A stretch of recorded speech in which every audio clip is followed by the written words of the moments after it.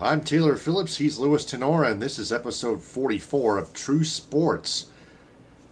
And tonight we're going to preview the men's basketball national championship game between the Yukon Huskies and the San Diego State Aztecs. So, here's how they got here. First off, as I look up my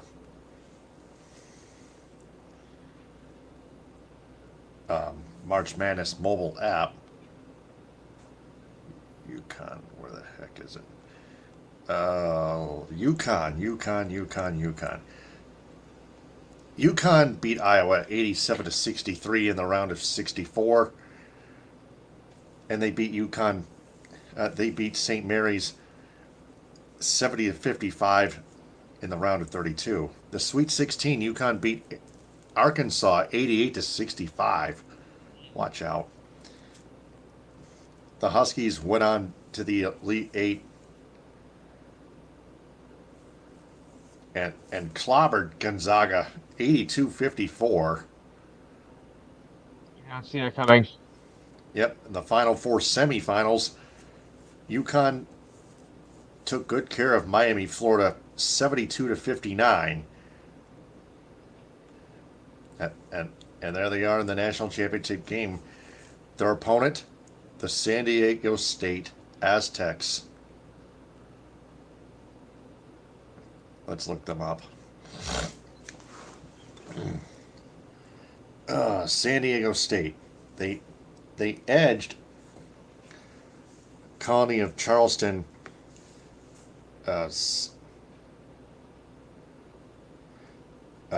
Call of Charleston, or Colony or Colorado of Charleston 63-57 in the round of 62, 64.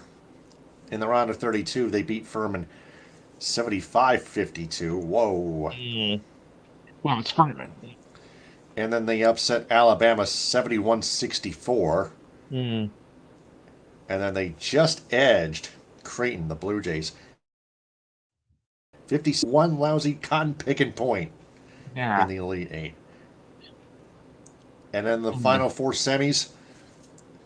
Speaking of 1 point games, they edged Florida Atlantic 72-71. Buzzer beater. Yeah, the buzzer beater. Yes. So, Louis, it all comes down to this. Who you got? I'm a Big East fan, so I'm going to go with my Huskies. At least they All beat right. Creighton, because I hate Creighton. All right. So, I think I'm going to go with UConn, but except by 4 points this time. Okay. Because San Diego State is going to hang in there. The Aztecs are just going to fall. They're going to fall just short. That's what I was thinking too. Because San Diego State is a different team than their opponent, the UConn's previous opponents. I don't expect this to be a blowout at all. Then again, I said the same thing about Gonzaga. I thought that'd be competitive, but that wasn't. But I don't think in this championship game you're going to see that kind of a score. I don't think you're going to see that 15-point win by UConn. I think it's going to be a much closer game than most people think. Yeah. Yeah. So, yeah, that's going to be at 9:10 p.m. I think. Around that The time, championship 9:20 tomorrow night yeah. on CBS. So, pregame is going to be at 9. Tip-off's Yeah. going to be at 9:20. So it's apparently like a 20-minute pregame or something like that. Yeah, of course, you also got to do the pregame warm-ups for the starting lineups and whatnot and the coaches, so that'll be by 9:22. Yeah. Even the good old days when it started at 8 o'clock and not 9. Yep. Right. Yeah, because Tuesday is another school and work day, you know. Right. But hey, at least for those that stay up They got the Late Show with Stephen Colbert. Okay, if you're into that. Yeah. So the tail of the tape looks like this: field goal shooting percentage. UConn has the edge, statistically, slightly over SDSU, 46.0% to 44.8%. 3-point shooting percentage. UConn just barely 35.7% to 35.3%. Free throw shooting percentage to UConn 75.4 to 73.4. So that's 2%. That's a 2% margin. Rebounds per game 39.0 for UConn and 36 for .0 for the Aztecs. Offensive rebounds UConn 13.4, SDSU 10.7. Defensive rebounds UConn 25.6, San Diego State 25.3, a 0.3 average margin. Assists UConn 17.3, San Diego State 13.7. Steals San Diego State 7.3, UConn 6.5. That could be interesting. Could be very interesting, yes. Yeah. Blocks UConn 4.9, San Diego State 3.7. Ooh. Turnovers. Ready for this one? UConn 12.9 for UConn. San Diego State 11.8. Oh, that's a little bit too close. Yeah. Yeah, you gotta watch those turnovers. 1.1. Yeah. I don't like that. And then fouls 18.1 for UConn and 16.1 for San Diego State. Gotta watch those fouls too. Gotta be careful. San Diego State, yeah. And then you got the picks. Well, yeah, that's for the bracket challenge. So for the only one that's watching right now, who you got, UConn or San Diego State?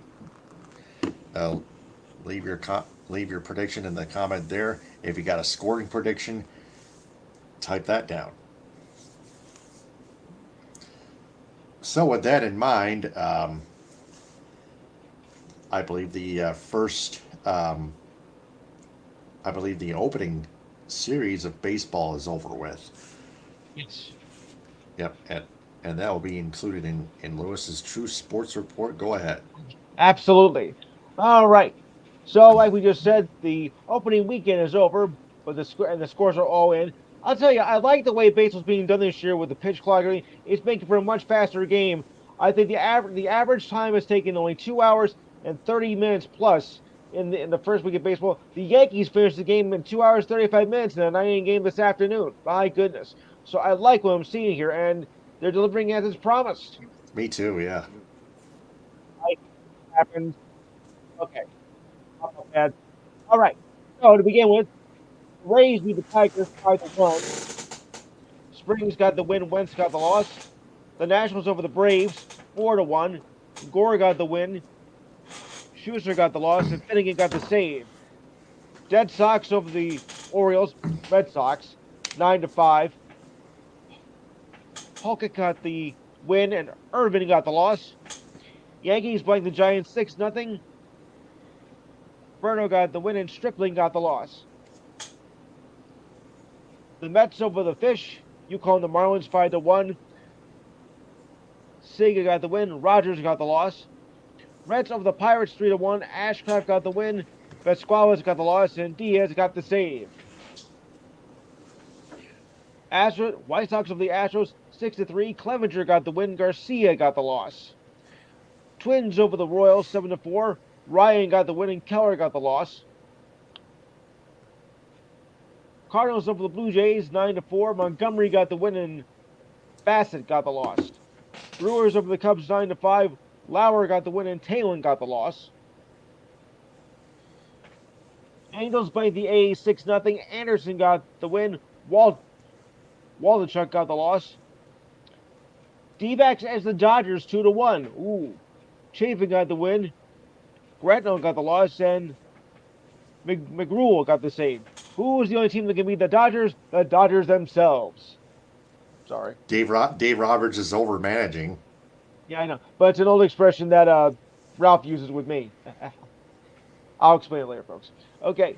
Our first extra inning game of the year, the Guardians over the Mariners, 6-5.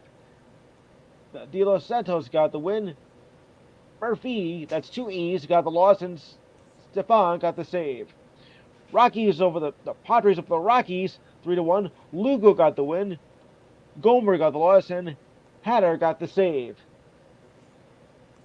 And last but not least, Angels over the Phillies, 2-1. Perez got the win. Falter got the loss, and Smith got the save.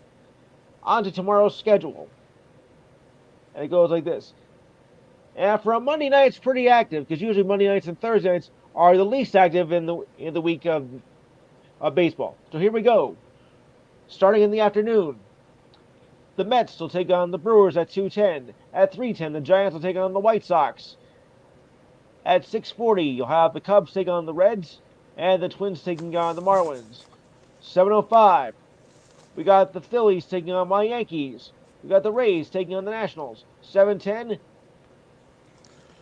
the Pirates take on the Red Sox. 7:40, the Blue Jays take on the Royals. 7:45, the Braves take on the Cardinals. 8:05, the Orioles take on the Rangers. 8:10, your Tigers take on the Astros.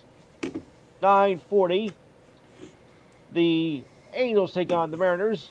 Also 9:40, the Guardians take on the A's. The D-backs take on the Padres. And at 10:10, the Rockies take on the Dodgers. It may be a little bit too early to do the standings, but I'll do it anyway. Why not? All right, so after the first weekend, the standings go like this. The Rays lead the East at 3-0. The Yankees and Red Sox are 2-1, and the Blue Jays and Orioles are 1-2. Ah, well. In the Central, the Twins are 3-0. The Guardians are 3-1. The White Sox are 2-2, and the Royals are 0-3. In the West, the Rangers are 3-0. The Angels are 2-1. The Astros are 2-2. The A's are 1-2, and the Mariners are 1-3. In the National League, in the East, the Mets are 3-1. How about that? Braves are 2-1. The Nationals are 1-2. The Marlins are 1-3, and the Phillies are 0-3. But don't let that fool anybody, because last year they started out bad and they went to the World Series. They lost to the Astros, but they still made it. Okay, so in the Central, the Cardinals, Reds, and Brewers are all 2-1, and the Pirates and Cubs are 1-2. And this is a logjam here in the West. 4 of the 5 teams are even at 2-2. The Padres, the Dodgers, the D-backs, the Rockies, and the Giants are 1-2, but not that far back behind, only a half game back. Pretty tight so far. Okay. Yeah, let's see what the rest of the season brings, people. And okay, so that's done. So now we'll move on to the NBA here. The Nuggets are leading the Warriors 112-101 with 2:27 to go in the fourth. DiVincenzo has 14 points, 11 rebounds. Michael Porter Jr. has 29 points and 11 rebounds. Raptors over the Hornets 128-108. PJ Siakam has 36 points, 7 rebounds, 7 assists, while Monique 28 points. Nets edge the Jazz 111-110. Horton Tucker had 32 points and 8 assists. Bridges had 30 points, 7 rebounds, and 3 steals. Bulls over the Grizzlies 128-107. Jackson Jr. had 31 points and 8 rebounds, while Levine had 36 points and 9 assists. Blazers edged the Wolves 107-105.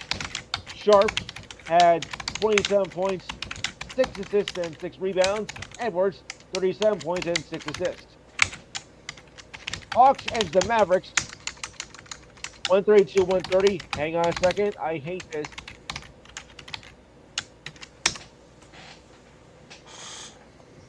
Sorry, guys, a pop-up. Okay. Hawks over the Mavericks 132-130 in overtime. Kyrie Irving, 41 points. Yeah, you can have him. While Trae Young had 24 points and 12 assists. The Knicks over the Wizards 118-109. Sorry, Steve. He had 29 points. Kispert had 29 points. And Brewson, 27 points, 8 assists, and 3 steals. Magic over the Pistons 128-102. Hayes Ouch. had, 128-102. Just kidding. Hayes had 20 points and 7 assists. Wagner, 16 points, 8 rebounds, and 3 steals. 16 and 62, man. Aha, wow. The Spurs over the Kings, 142-134 in overtime. Jones had 17 points, 11 assists, and 10 rebounds. Sabonis, 28 points, 8 assists, 8 rebounds, and 6 assists. Lakers over the Rockets, 134-109. AD, 40 points and 9 rebounds. Sagun, 18 points, 15 rebounds, and 3 blocks. Not bad. Suns over the Thunder, 128-118. Kevin Durant had 35 points. Shai Alexander had 39 points. Pacers over the Cavaliers. Cavaliers over the Pacers, 115-105. TJ McConnell, 16 points. Devon Mitchell, 40 points, 6 rebounds, and 3 steals. Yeah, dear. And last but not least, the Bucks over the Sixers, 117-104. Joel Embiid, 28 points, 9 rebounds. The Greek Freak, 33 points, 14 rebounds, and 6 assists. All right, so we'll go to the schedule for tomorrow. Actually, there are no games tomorrow. Oh, of course. So we'll go to the standings instead. Yeah, tomorrow's an off day. All right. So you go to, good news here. Go to the standings here. In the East, the Bucks are 56-22, 2 games ahead. The Celtics at 54-24. The Sixers 51-27, 5 back. Cavaliers 49-30, 7.5 back. Good news for the Knicks. They got it. They got a playoff spot. 46-33, 10.5 back. Oh yeah. Oh yeah. The Nets probably will make the playoffs. They're 43-35, 13 back. I think they'll make it. The Heat, yeah, another probability at 41-37, 15 back, and the Hawks will be 39-39, 17 back, as well as the Raptors, and the Bulls are 38-40, 18 back. All the rest have been eliminated, as the Wizards and Magic are 34-34, 22 back. The the Pacers are 34-45, 22.5 back. The Hornets 26-53, 30.5 back, and the Pistons 16-62, 40 back. 16 and 62, 40 back is right. Yep. I didn't want to say it out loud. Okay, Please to do. the West. Okay. In the West, the Nuggets 51-26, 2.5 ahead of the Grizzlies at 49-29.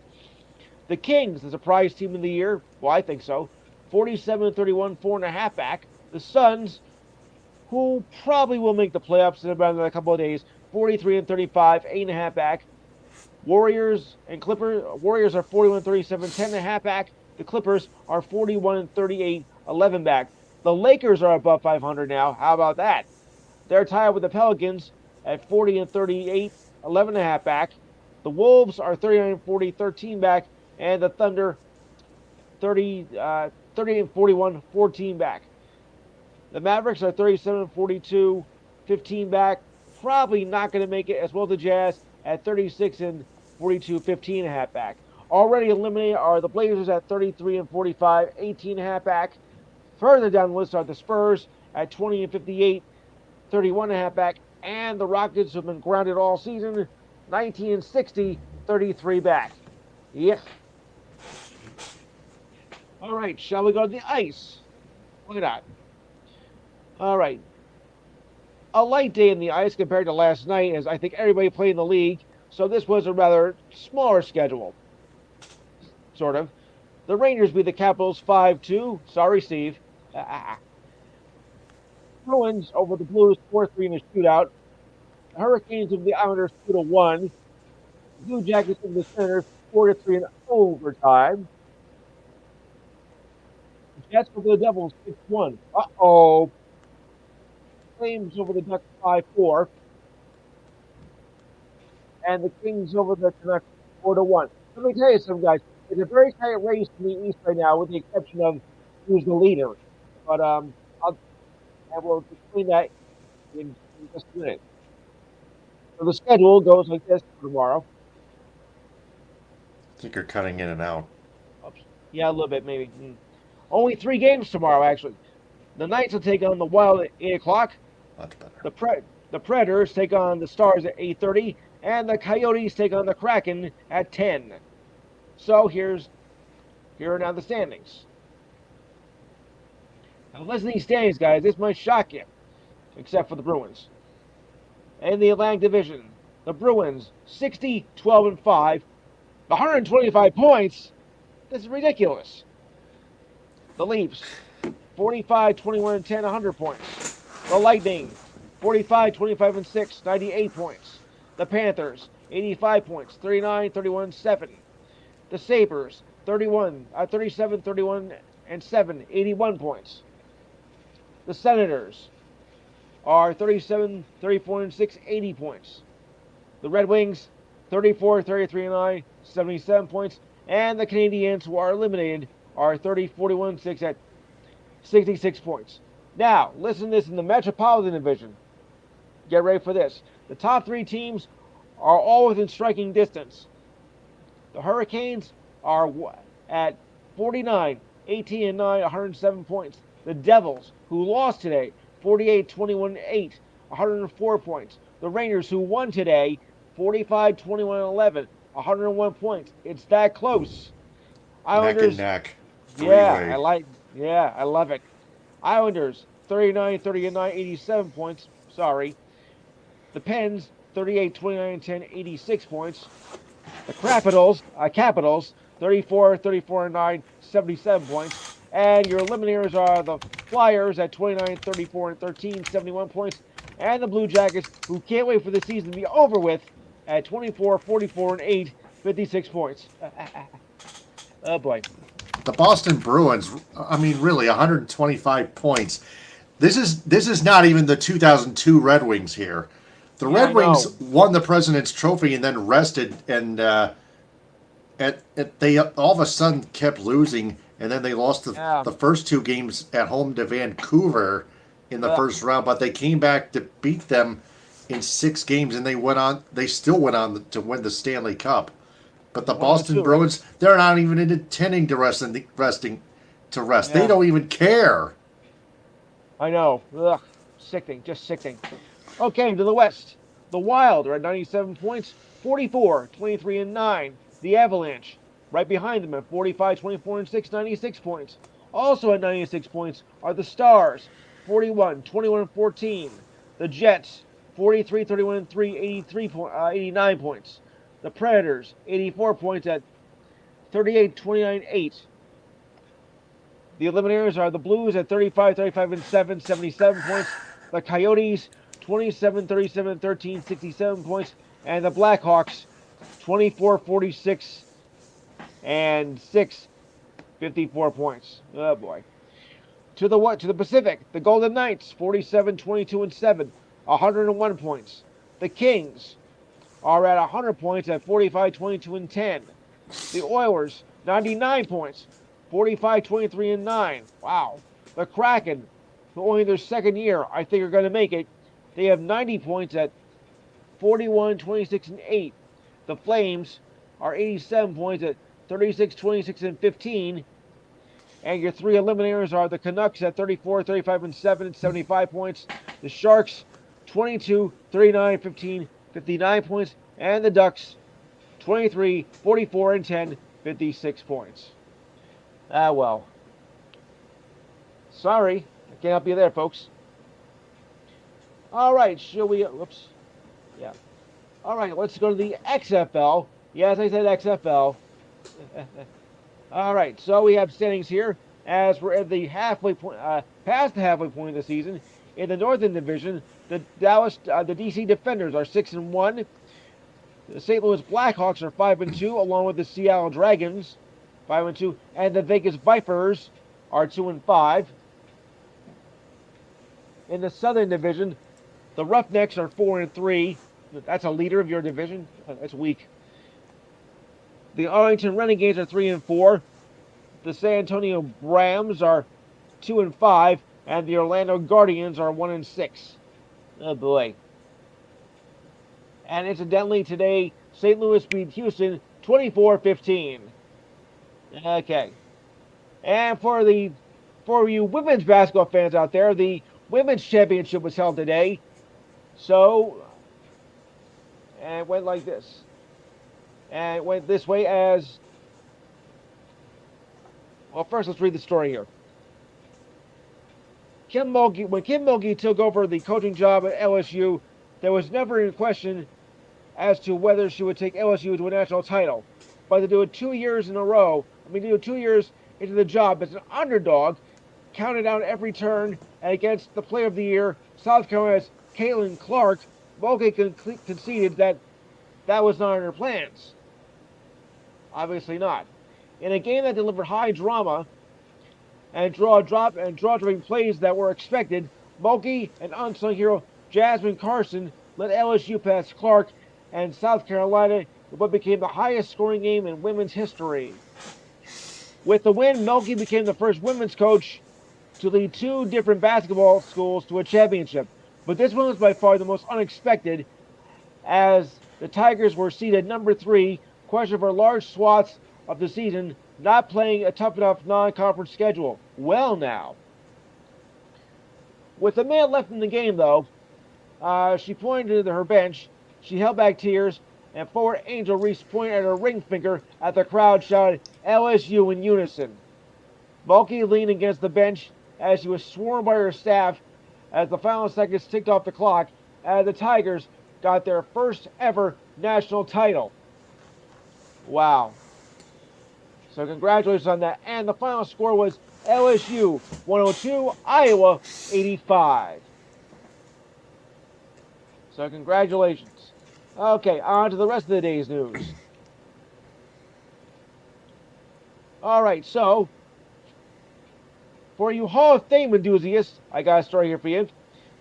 Tony Parker, Pau Gasol, he played for him. Becky Hammond was his assistant coach.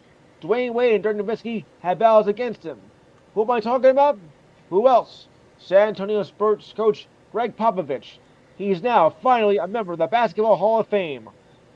The long overdue announcement was made yesterday before the start of the Final Four, along with Hammond, Gasol, Nowitzki, Wade, and Parker were all inducted yesterday as well. Also being inducted was the 1976 women's basketball team, former Purdue coach Gene Keady, former Texas A&M women's coach Gary Blair, who took 2 teams to the Final Four, longtime Division III coach David Hickson, and junior college coach Gene Bass, who won a record 1,300 games at Rivers Community College. The late Jim Valvano, who also took North Carolina State to the 83 title, was taken as a contributor and for his work for ESPN and advocate for cancer research and the Jimmy V Foundation. Well put. The enshrinement will be in August. Okay. Bucks forward Thaddeus Anacapanco, or I should say the Greek Freak's brother, has been suspended 1 game without pay for a headbutt on Celtics forward Blake Griffin in Thursday's game. Oh boy. He was ejected from the game after the incident in the Bucks' loss to the Celtics. The suspension was being served today as the Bucks were taking on the Sixers. Anacapanco was going up for a shot under the basket when he took a hard foul from Griffin that resulted in a flagrant 1 foul. The younger brother responded with a headbutt to Griffin and received a flagrant 2 foul and was ejected. Moving on. Timberwolves center Nas Reed is out with a broken left wrist. The announcement came on Friday. This is a blow to the team's depth as we head toward the stretch run of the season. An MRI revealed a fracture between the hand and forearm on the thumb side of the wrist for Reed. He sustained the injury as he tried to brace himself as he fell to the ground, and he was fouled in the fourth quarter in Wednesday's loss to the Suns. Reed is in his fourth season, has held the team in scoring in 6 games, averaging 11.5 points per game and 4.9 rebounds.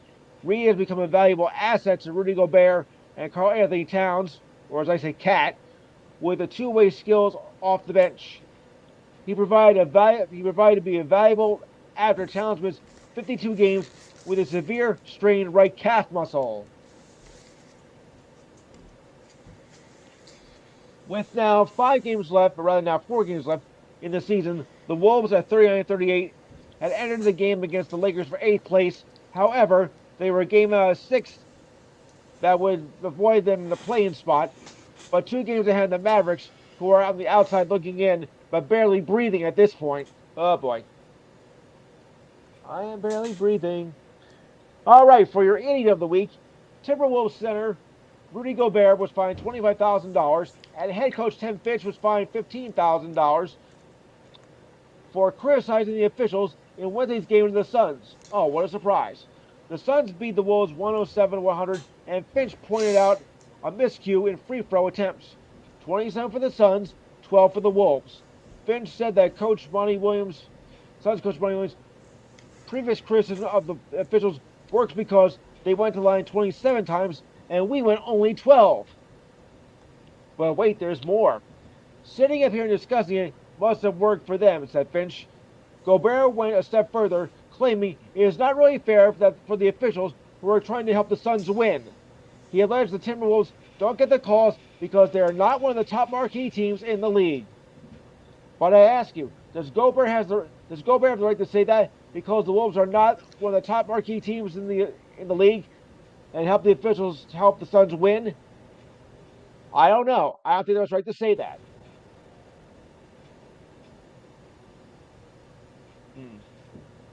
Okay. So we had to think about that. All right.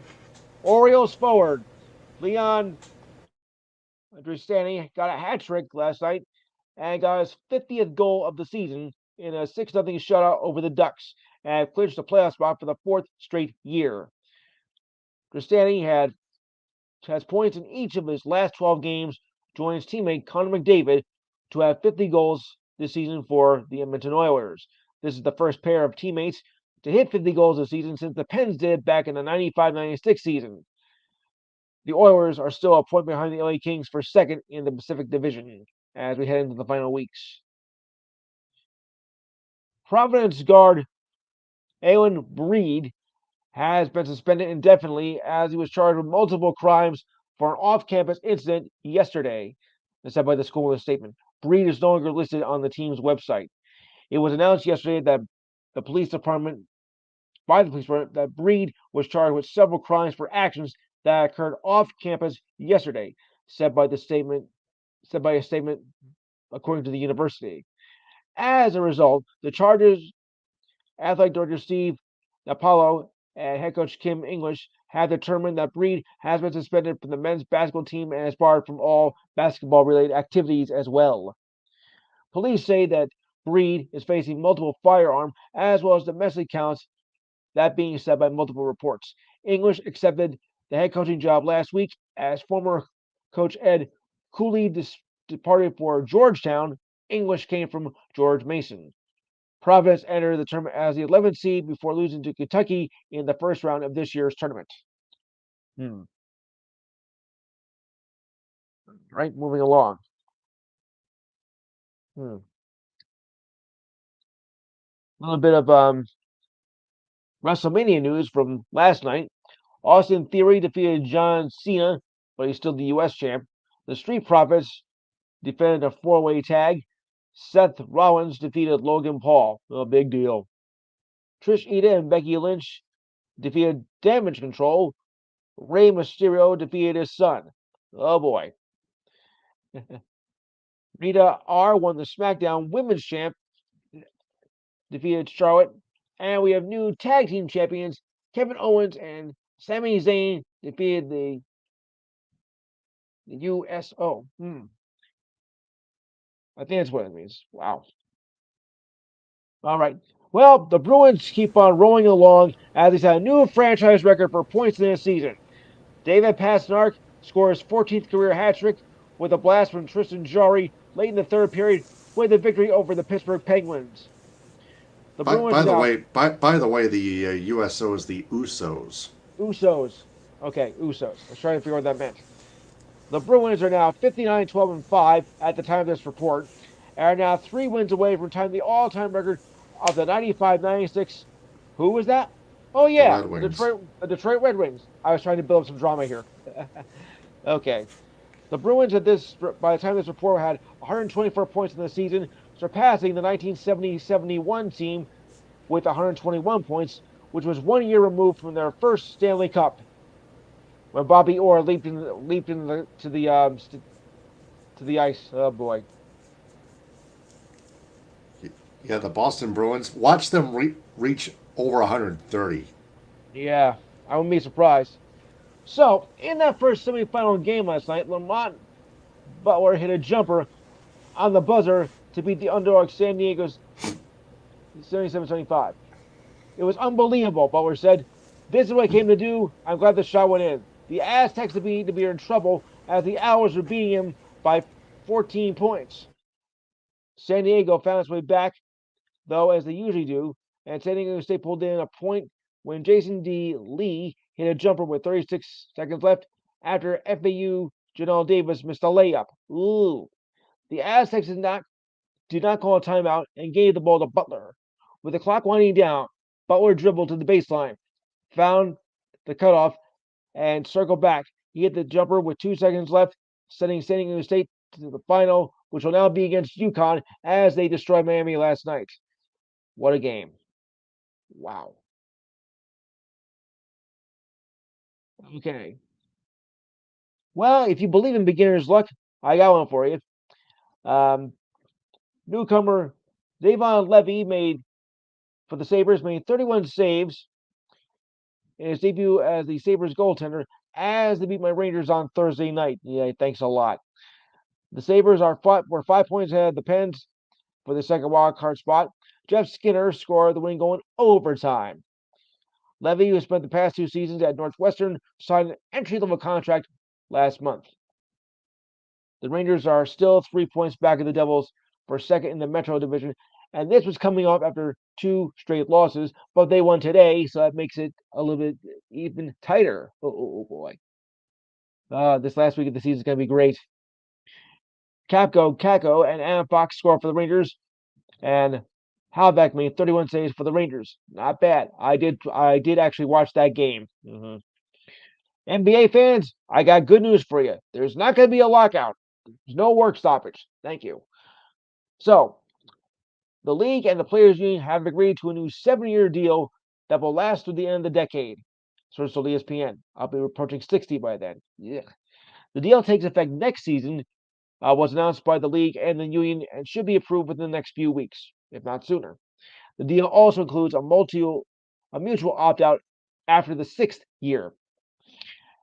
After 2 opt-out extensions, Players Association Director Tamika Teamjano and new NBA Players President CJ McCollum hammered out a deal months ahead of a work stoppage that could have been serious damage to the league.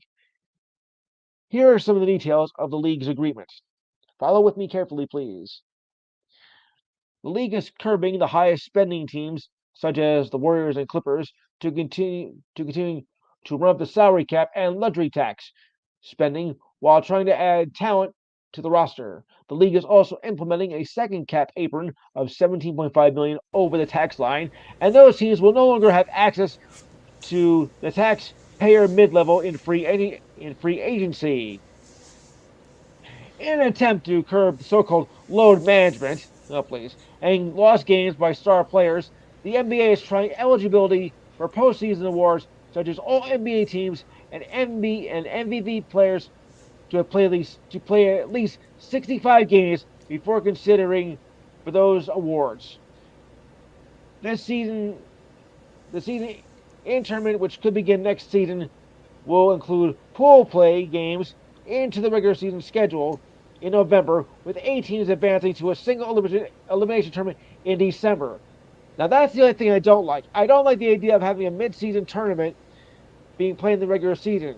I know that WNBA does it, but I still don't think that's right. I think it's ridiculous. I mean, because what are you actually playing for? Nothing. You're not playing for a title.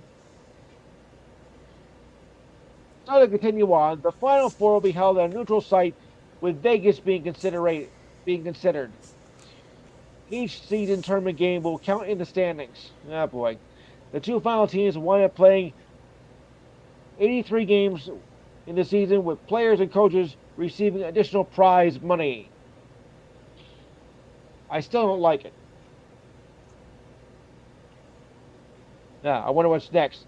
They play a mid-season World Series? Okay. All right. So as I mentioned, the Lakers have actually surpassed the 500 mark as they beat the Timberwolves back on Friday, despite Anthony Davis turning his ankle. He kicked our you-know-what in every way possible, said Wolves coach Chris Finch, after Davis scored 17 of his 38 points in the fourth quarter. And they're above 500. Davis twisted his left ankle when he stepped backwards onto Lakers forward Wenyen Gabriel's foot midway in the third quarter.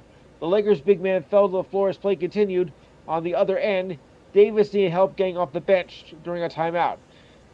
However, Davis did not miss a single possession. He checked back into the game after a stop in the action and contributed to a Laker run of 24-2, rolled to another victory, their fifth in the last 6 games. Davis, after the game, said he knew he was going to play.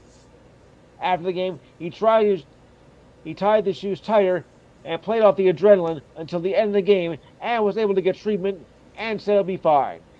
Davis said he'll be in the lamp when he faced the Rockets. Davis has had 38 points in each of the last Lakers' 2 wins. In Friday's game, he was 15 for 26 from the field, 8 for 10 from three-point range, and 17 rebounds and 2 blocks. LeBron, in his third game back from a foot tendon injury, had 18 points, 10 rebounds, and 6 assists. All right. Michigan's you're gonna love this. Michigan's big man, Hunter Dickerson, has entered the transfer portal. Hunter Dickinson? Yep. Dickinson. Dickerson. Dickinson.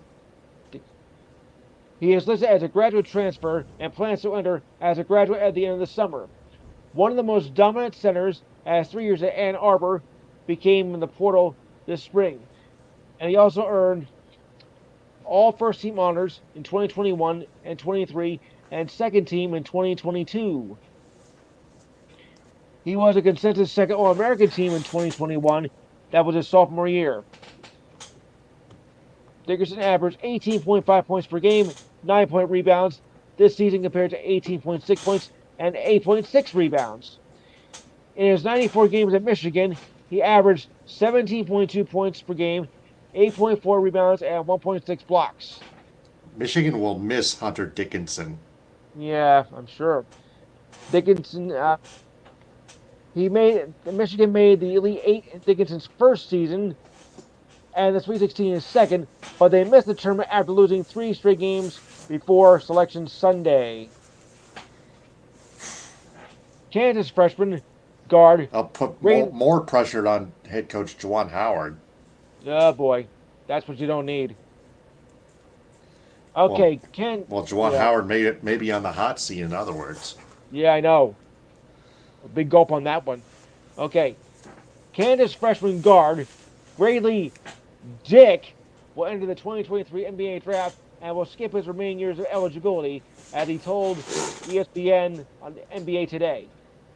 Dick, who was number 11 on the NBA prospect list, was named second team All Big 12 and to the all freshman team after averaging 14.1 points per game with 5.1 rebounds and 1.4 assists and shot 40% from the 3-point line. Kansas won the Big 12 championship and received the number 1 seed, but lost the second round to Arkansas. The draft is scheduled for June 22nd in New York City. You can't I don't know. You can't mess up the name like Dick. Okay. Oh boy. Yeah. Okay. Well, LaMarcus Aldridge had retired for a second time. He made the announcement on Twitter on Thursday. Aldridge played 16 seasons in the league, minus a brief retirement in 2020-21 after experiencing an irregular heartbeat as a member of the Nets. I remember that very well. After being medically cleared, Aldridge returned to the Nets on a one-year deal, playing 47 games. The number 2 draft pick in 2006, Aldridge played his first 9 seasons with the Blazers before signing with the Spurs as a free agent, then signed with the Nets in the 2020-2021 season. Aldridge is a 7-time All-Star who has averaged 19.1 points per game and 8.1 rebounds. Will he come back a third time? Nah, probably not. Tiring. Yeah. Nikola Jokic sat out the last game against the Pelicans with tightness in his right calf, and they lost the game as well. Jokic was added to the injury list on Wednesday afternoon after playing Monday night against the Sixers. It was the 9th game he missed this season. The decision on Jokic was made an hour before the game. During his pregame news conference earlier in the week, Nuggets coach Michael Malone said if there's any doubt, we will err on the side of the caution with 7 games left. You don't have too many injuries this time of the year, folks. The New York Rangers signed forward Philip Chytil to a 4-year deal worth $17.5 million on Wednesday. Chytil is having a career year with 20 goals and 20 assists through 66 games for the Blue Shirts this season. I call them the Blue Shirts. The Czech native is the team's 6th leading scorer and 4th on the roster in goals. The 2017 first-round pick has 144 points in 342 games in the regular season and playoffs, and was set to be a free agent at the end of this season. The Rangers have center Minka Zibanejad signed through 2030, forward Adam Fox through 2029, Chris Kreider through 2027,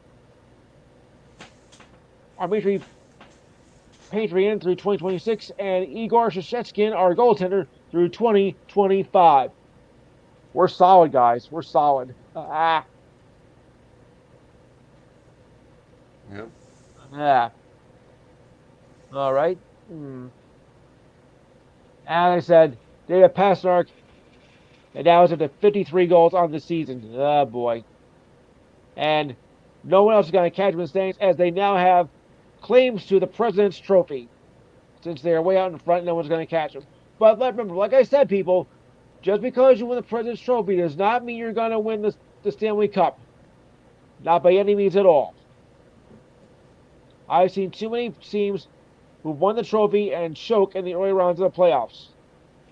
So would it surprise me? No. Okay. Next forward, Julius Randle will be elevated again in 2 weeks for a sprained right ankle that he suffered in the win over the Heat on Thursday. The playoffs begin in less than 3 weeks. Randle suffered the injury late in the second quarter with the win over the Heat, an important victory with hopes of the Knicks clinching a playoff berth, which they now have. At the time of this report, the Knicks' magic number was down to 2, but they also have the tiebreaker. But that's now been well taken care of, as the Knicks have made the playoffs. Love it. Yeah. All right. So now we'll move on to the rest of the news here. Okay, I got to clear so much crap off. Okay, there we go.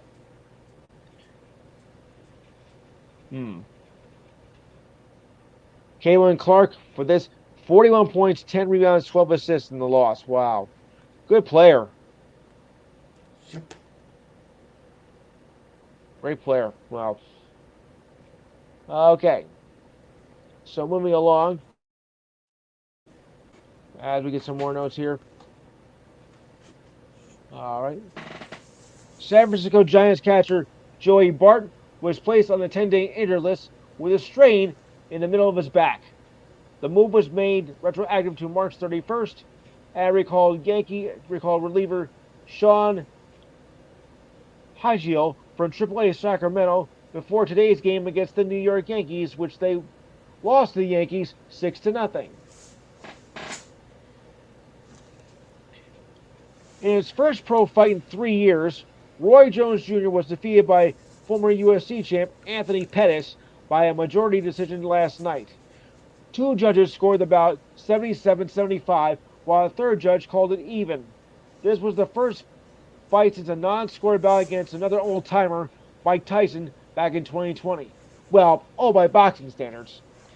He landed more punches than he did in 2020 bout with Tyson, but still could not overtake Pettis, who had more combinations than Jones. Pettis is the former UFC champ, was making his pro boxing debut, and Jones embraced the ring as the final bell sounded at the end of the 8th round bout. Both showed respect towards each other, despite their differences leading up to the fight that continued after the bell rang. Pettis called Jones one of the greatest fighters of all time, and it was an honor to fight against him. But I ask you, at 53 years old, should Jones even be fighting? No.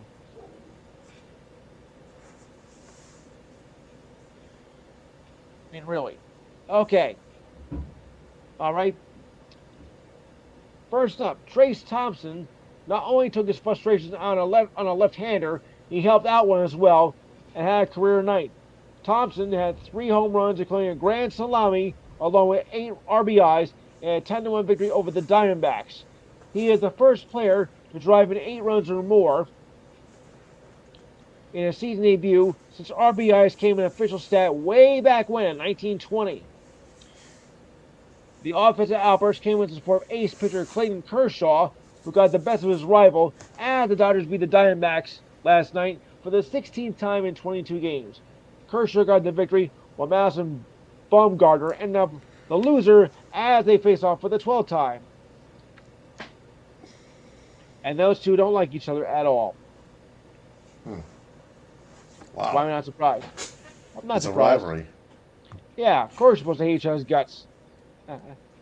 All right, the Seahawks have withdrawn the free agency tender on safety Ryan Neal, sources told ESPN. The unexpected move makes Neal an unrestricted free agent and clears more than $2.6 million in cap space. The Seahawks signed Neal to the low tender, meaning a 1-year deal worth $2.6 million, and secured the right to match any sheet that he might sign with another team. The Seahawks signed former Giants starter Julian Love to a 2-year, $12 million deal that bolsters their safety depth behind Jamal Adams and Quandre Diggs. With a player that they did not expect to see at their price. Well, what were you expecting? All right. Brewers placed infielder Luis Urias on the 10-day injured list and selected AAA outfielder Joey Wiemer out of Nashville. Before yesterday's game versus the Cubs, Brewers manager Craig Counsell said that Urias would miss 6 to 8 weeks with a left hamstring, as he was injured on opening day and went 0 for 4. Oh boy. Last season, he had 16 home runs and 47 RBIs. Owen Miller will spend much of his time in the infield in the absence of Urias. Wiemer will bat 9th in the lineup. Last season, he had 21 home runs and 56 RBIs in AAA. The San Francisco Giants signed catcher Gary Sanchez to a minor league contract. That was He was a former Yankee, actually. This was told by The Athletic on Friday.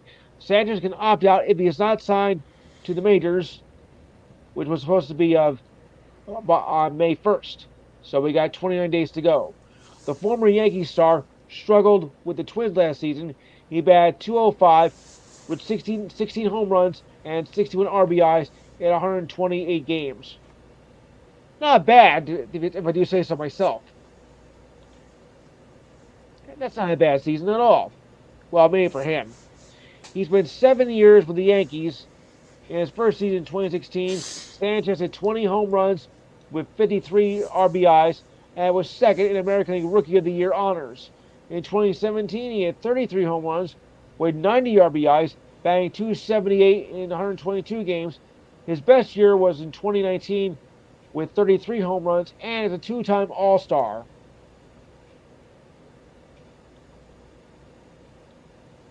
Okay, moving on. Jake Cronenworth and the Padres reached a 7-year deal.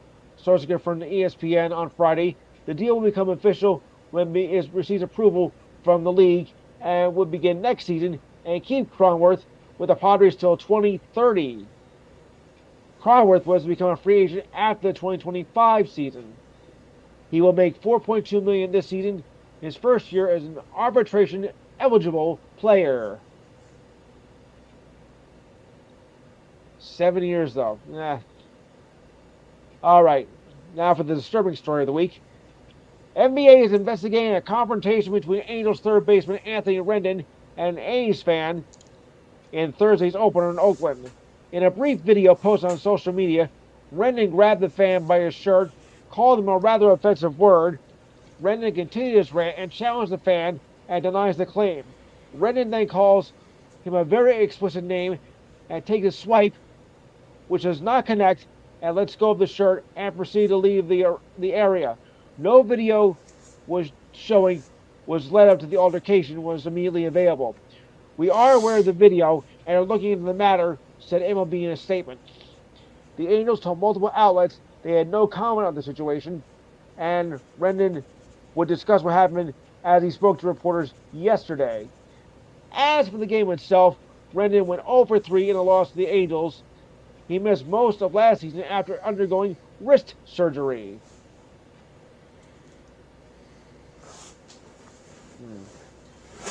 Yeah, okay. Oilers catcher Adley Rutschman had a case of opening day jitters last year. Was his first season opener, but with a right tricep injury delayed his start for a month. So, when he woke up on Thursday in Boston, he felt a case of the jitters again. I was hoping he would wait until I got to the field, he said. When the season officially kicked off, the jitters were nowhere to be found. Richardson went 5 for 5 with a home run and 4 RBIs and became the first player since 1937 to go 5 for 5 with a home run on opening day, and the first catcher since 1900 to have 5 hits. The Orioles won against the Red Sox 10-9 behind Richardson's offensive outburst with 4 RBIs and a run scored. Nice way to begin the season.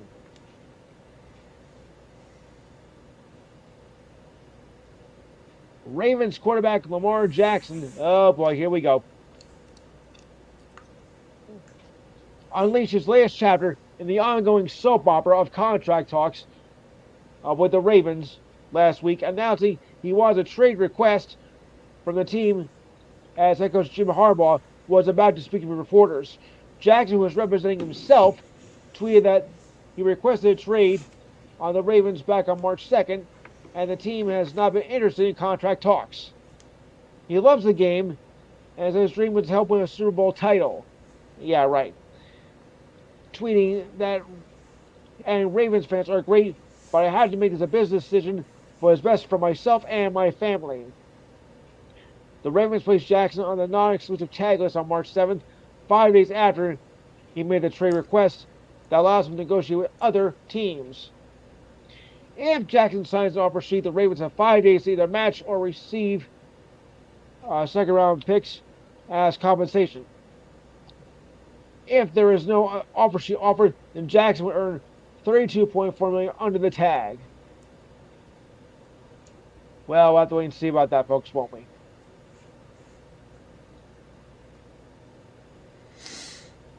Yeah, well, we'll have to wait and see what happens with that. All right, to see if I missed anything else here. Oh yeah, okay. The Mariners have placed pitcher Robbie Ray on the 15-day injured list with a flexor strain. After going through the 2022 season with none of their starters out with injuries, it only took 2 games for the Mariners' rotation to be impacted. Ray had a rough outing against the Guardians. He gave up 5 walks and failed to get past the 4th inning as he struggled with ball control. Oh boy. Seattle Mariners Scout Service said that Ray had MRI done and revealed a grade 1 strain. Ray won't throw for 2 weeks and then will be reevaluated again. All rise, the judge has risen as Aaron Judge started 2023 off with a bang with his first home run of the year in the first game of the season. In the bottom of the first, the slugger saw a fastball of 93 miles per hour by Giants ace Logan Webb as a rocket of 422 feet was hit over the high center field wall. It is high, it is back, it is gone! And that was the first home run of the season in the majors. Later in the game, Judge hit his single to left and guided the Yankees to a 5-0 victory. Case dismissed. I added that part, by the way. Before taking the field, Judge had joked about how the Yankees and Giants meet up for the first time on opening day, since that's a team he rooted for growing up in Northern California, and pressured him to free agency the way the Yankees did. Judge considered joining the Giants before signing the Yankees on a massive 9-year deal. Judge had a fabulous 2022 season as he became the new American League leader in home runs with 62. He had 131 RBIs with a .311 batting average and fell just short of the Triple Crown. But wait, there's more. Yankee pitcher Garrett Cole ended up with 11 strikeouts through 6 innings, breaking the franchise record of 9 that was set back in 1991 by Tim Leary, which was not a bad season, but not a great season that year for the Yankees. Well, we knew it was going to happen early in the season, and ladies and gentlemen, it did, as Chicago Cubs star Marcus Stroman commits the first pitch clock violation of the regular season. It happened in the 3rd inning in the win over the Brewers on Thursday. Stroman made the dubious honor as he took too long to deliver a 1-2 punch to Christian Yelich. Stroman was checking on Bruce Turang, who was on second base as the clock expired before Stroman delivered a pitch from the stretch. Yelich took advantage of a free ball 2 pitches later by drawing a walk. The Brewers did not score the inning. It should be noted that Stroman had not much time to prepare for this to get to the new rules with the pitch clock, as he was playing the WBC for Puerto Rico. The WBC did not use a pitch clock. The WBC did use the mercy rule, which MLB does not. So go figure that one out. Okay, well, the Mets are off to a good start despite Justin Verlander on the injured list with a low-grade muscle strain near his pitching elbow. Oh, Not boy. to mention Edwin Diaz. Yeah. So, 2 strikes against you. The injury was to Verlander's tres major, a lat muscle that connects the scapula to the upper arm. He will continue to throw at a moderate pace and will be evaluated again next week. The defending AL Cy Young was scheduled to pitch yesterday against the Marlins. That would have been his first start of the season after signing a 2-year deal with $86 million in the offseason. But so far, the Mets are holding it pretty nicely. Yeah. All right. Well, the rich get richer here. 2-way Angel star Shohei Ohtani, or as I say, show me the money Ohtani, is expected to make a record $65 million this season. That includes endorsements that, according to the king of them all, yes, Forbes magazine. Who else? This makes Ohtani the highest paid player in the sport Show me the money. Oh boy. Well, show me the money, as I said. The announcement, the amount includes a 1 year, $30 million deal they signed in October as part of the agreement to avoid salary arbitration. Mets pitcher Max Scherzer was second on the list with 59.3 million. Yankees slugger Aaron Judge, who signed a 9 year deal for 360 million, was third with 44 million. Rounding on the top five was Justin Verlander at 43.5 million and Mike Trout fifth with 39.5 million. Ohtani is expected to make 35 million in endorsements, according to Forbes, up from 6 million in 2021 and 2022. The magazine's endorsements revenues estimates showed a substantial gap between Ohtani and his peers. Judge was next on the list to make 4.5 million on endorsements. Mike Trout was third on endorsements at 4 million even.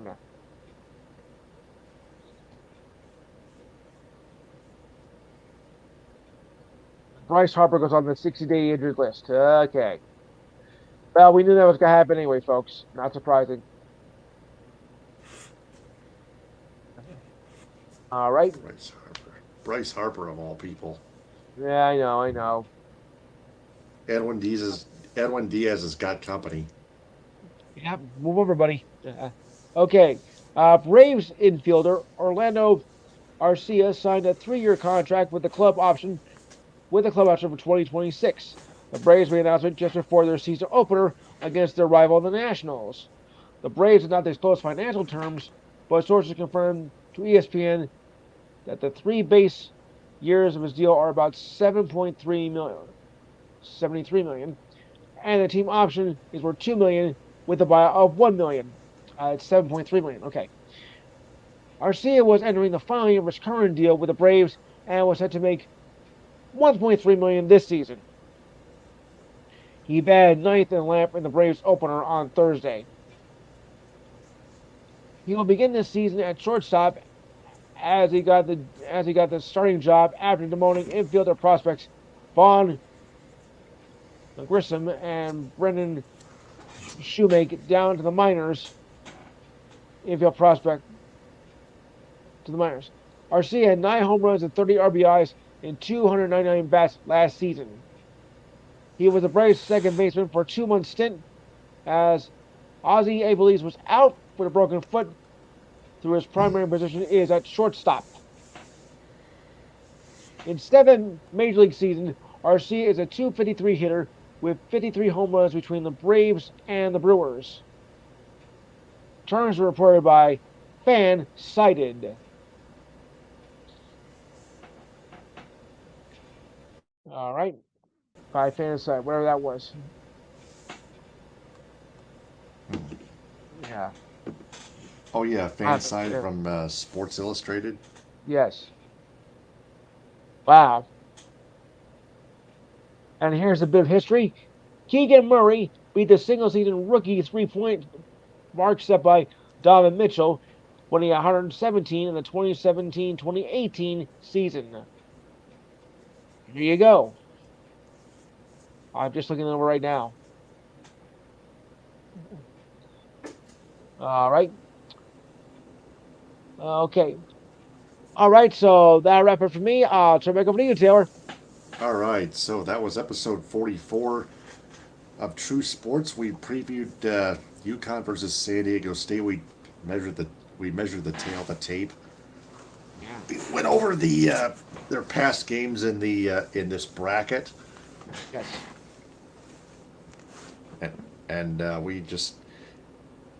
We look forward to seeing it tomorrow night at 9:20 on CBS. Oh yeah, I know I do. Yep, and we'll be back tomorrow night at 11:30 to recap that baby for episode 45. Until then, for Louis Tenord, I'm Taylor Phillips. Ta-ta for now. Remember, you can't do it. Bye, folks. Yeah.